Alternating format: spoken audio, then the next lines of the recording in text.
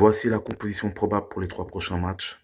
Ok, vous allez dire, oui, mais il n'y a pas Guiri, je sais, je sais. Mais on n'a pas le choix. On doit préparer le Real Madrid, on doit préparer le PSG. Je vous dis, contre le Real Madrid, on n'aura pas forcément le ballon. Contre le PSG, pareil. Ok, si on veut bien bloquer, il faut bloquer le milieu de terrain. On sait très bien qu'il faut préparer Lorient pour le Real Madrid et le PSG. Parce que le Real Madrid et le PSG, c'est des équipes qui aiment bien avoir le ballon, qui jouent dans les intervalles. Donc, il faut bloquer les intervalles.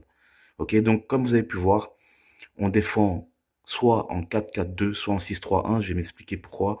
Parce que Bellerdi peut toujours descendre dans l'axe à côté d'Aguerd, Pavard prendre le côté droit, Medina prendre le côté gauche et on fait une double armure. Voilà, on met Murillo et Weah en haut avec Højbjerg, Gomez et Aubameyang et Greenwood qui jouent la carotte. Donc on défendra à 8.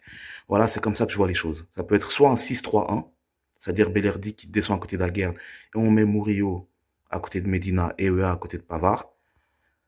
Ou soit ça peut être un 4-4-2. Donc voilà, Greenwood va devoir faire les efforts de toute façon. Donc j'espère qu'il est prêt pour ça. Parce qu'on en a besoin. Et voilà, la semaine prochaine, ça va être très compliqué. On joue le Real Madrid.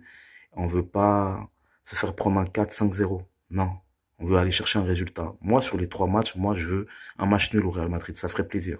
Franchement, on fait match nul au Real Madrid, ça ferait vraiment plaisir, même si on sait que c'est difficile. Mais pour respecter les choses dans le football, il faut respecter les aspects tactiques. Ok, il faut pas que notre milieu de terrain, on laisse trop d'espace. C'est pour ça que j'ai fait ce rectangle-là où on doit savoir être très agressif avec les joueurs et être en marquage individuel. Ok, et faire attention à la vitesse de Mbappé. C'est pour ça qu'on a Aguerd. Voilà. Quand je disais que pour jouer contre le PSG ou même pour jouer contre les équipes de Champions League, il faut des défenseurs qui ont un minimum de vitesse. Quand j'expliquais ça cet été, eh ben, je pense que là, on a compris. Il faut des joueurs qui ont un minimum de vitesse. Sinon, en Ligue des Champions, ça passe pas. Ok, donc voilà. Faire attention à la ligne haute. J'espère qu'on va changer de politique aussi là-dessus. Parce que, voilà, on sait très bien que ce soit Real Madrid ou PSG, ils ont des attaquants qui vont vite. Donc, il faut faire attention à cette ligne haute, bien resserrer les lignes. Et on compte, bien sûr, sur Aubameyang, Greenwood. Aubameyang, il a la vitesse. C'est sur lui qu'on doit jouer. Et moi, je pense que on a des chances. Même si ça passe par Real Madrid, il faut quand même le préparer, le match. Ok, il faut le préparer, le match. Et je pense que c'est comme ça qu'il faut le préparer. Parce que nous, de toute façon, on veut la victoire contre le PSG, on veut la victoire contre Lorient.